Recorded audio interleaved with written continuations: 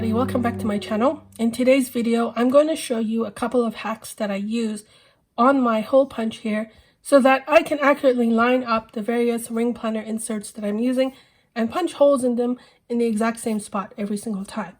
So for today's video, I've got a couple of examples here. This is a pocket-sized ring insert. This is an A5 sized ring insert, and then an A6 sized ring insert. Now the punch that I'm using here is called the Open 6-hole punch. This is by the brand Open. It's a Japanese brand. I ordered this punch off from Amazon. The model number is PU462. Here's the box that it comes in. And if I turn it in the back, you can see that they have a way to align the punch so that you can punch 4 different size inserts. That includes A5, personal, A6, and pocket. So before I get to the hacks, I've first got to explain why I need to have the hacks in the first place and what you're supposed to do without the hacks. Now, why do I need the hack?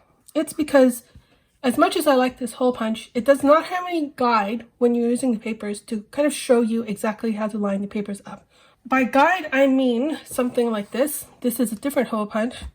It's from Swingline. It's a 2-hole ring punch. And this is the guide. You pull it out of the punch. Now it's already been pulled out, but you can push it back in like that.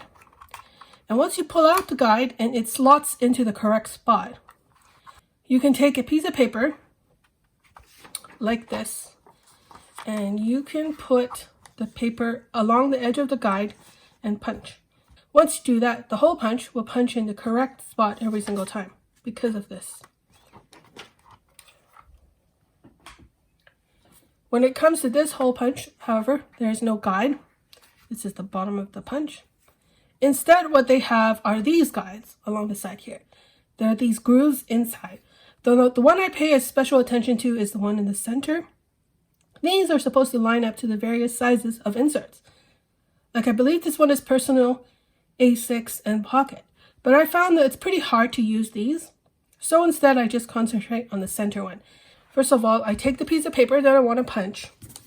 And for this example, I'm going to use an unpunched pocket-sized insert. I know that I'm going to punch it like this, or lengthwise like this. So what I do is I find the center of this piece of paper. That requires a ruler and a pencil. I'm going to use centimeters here. It is 12 centimeters, and the halfway point would be 6 centimeters. I'm going to make a mark here.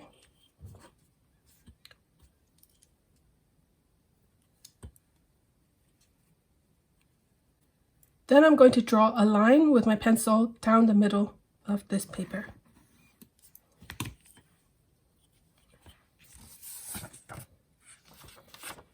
All right, I'm going to now put the paper inside the punch. And before I do that, I make sure that the punch is aligned to the pocket size. Now you can see here there are 3 groups of pistons at the back.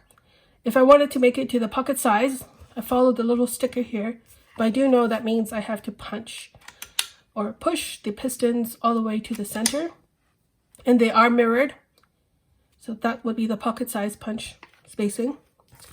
So once I've done that, I put the piece of paper inside the punch. I'm going to show you the bird's eye view. And I found that looking at it from the bird's eye view is much better than looking at it from the side. But here is the line here. You want to line it up with this screw.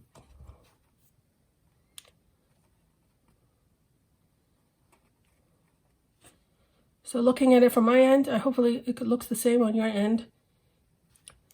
Okay, so once that is lined up, I'm going to punch.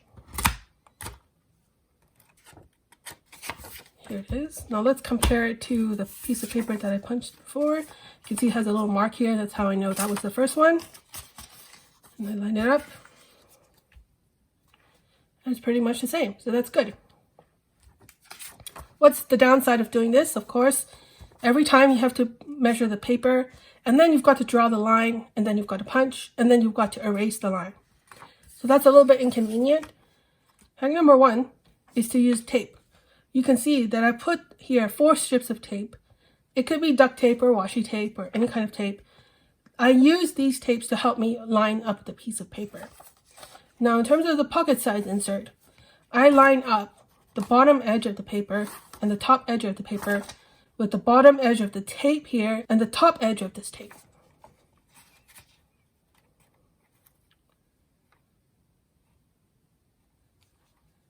Okay, so I'm not even looking at that center line. I'm just aligning it with the tape.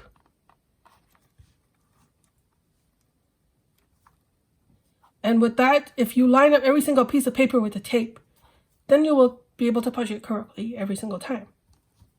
So I'm not going to punch it again as I've already punched it, but that's in theory how you do it. Here, the outer tapes here are for A6 size. And I think this is a better way to do the tape. I did it slightly differently. I'm going to take this A6 piece of paper here that I've already punched.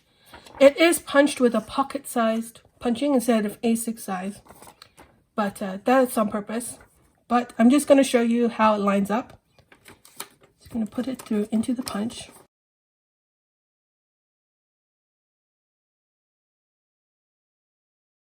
So now you can see that actually the outer edges of the paper line up with the inner edges of the tape.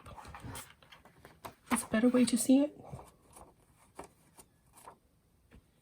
So here, hopefully, is a better way for you to see that. And if you wanted to do this for personal size inserts, you can do the exact same thing. It does take a bit of trial and error because once you put the paper in here, then you've got to lay down the tape to the exact spot. But it does work, and that's how I have managed to do hack number 1. Now hack number 2 and hack number 3 are very similar. It does work for all sizes, but I do particularly use this with the A5 size, simply because with the smaller sizes, I can just use the tape. Now for this second hack, so here's my A5 size piece of paper. You cannot use the duct tape and put it down onto the punch because it's longer than the punch itself. Can you see? So there's no way you can put the tape there. So what I do instead of drawing a line down the middle here, I draw a line down another piece of paper. So here is a piece of cardstock. It's the same height as the A5 size paper. All right. But when you line it up, it's a little bit narrower. Okay, you can see it's about 1 centimeter narrower than the A5 paper, or about 1/4 of an inch. And it's got that line down the center of the A5 paper. Exactly the same as I would have done with the pocket. So what I'm going to do is I'm going to paper clip these two papers together. And I make sure that the outer edge here lines up and the top and bottom edge line up.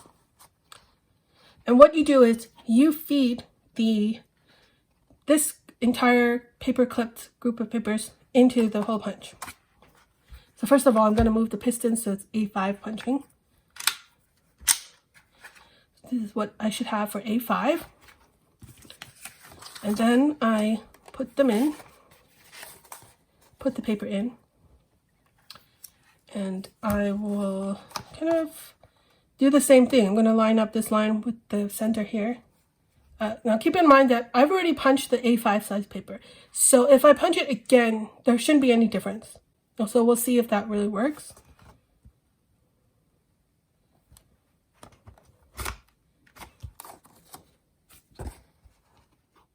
Another piece of paper here.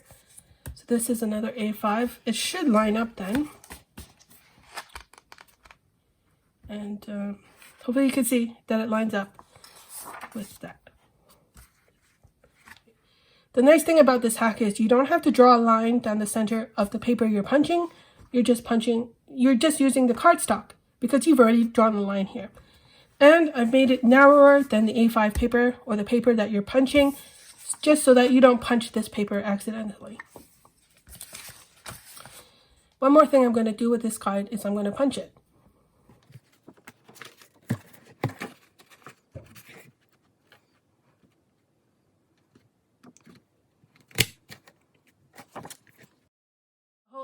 Here's the hole punched cardstock. I'm going to cut slits into this paper.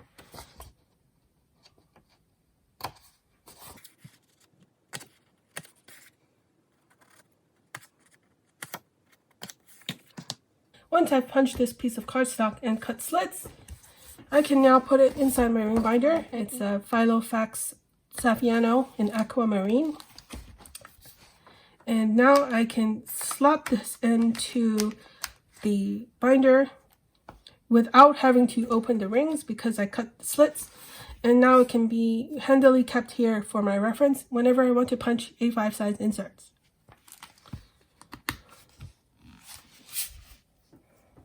Here's hack number 3. It's very similar to hack number 2, which was the cardstock. Instead of using cardstock, I use a folder. So here it is, a clear folder. It is the same width as the piece of cardstock I just showed you. You can see there.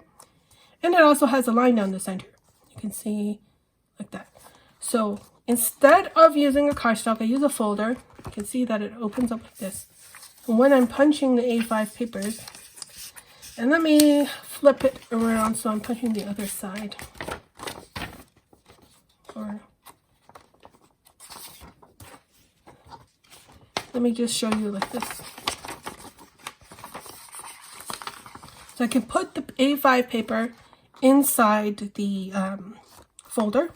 The top of the A5 page lines up with the top of the folder. And the bottom here, there's a bottom here. So if I were punching multiple pieces of paper, A5 pieces of paper, I could put them all in the folder and they would all line up and I wouldn't need to use a paper clip. Since there is a line down the middle, I do the same thing. I line that line up with this.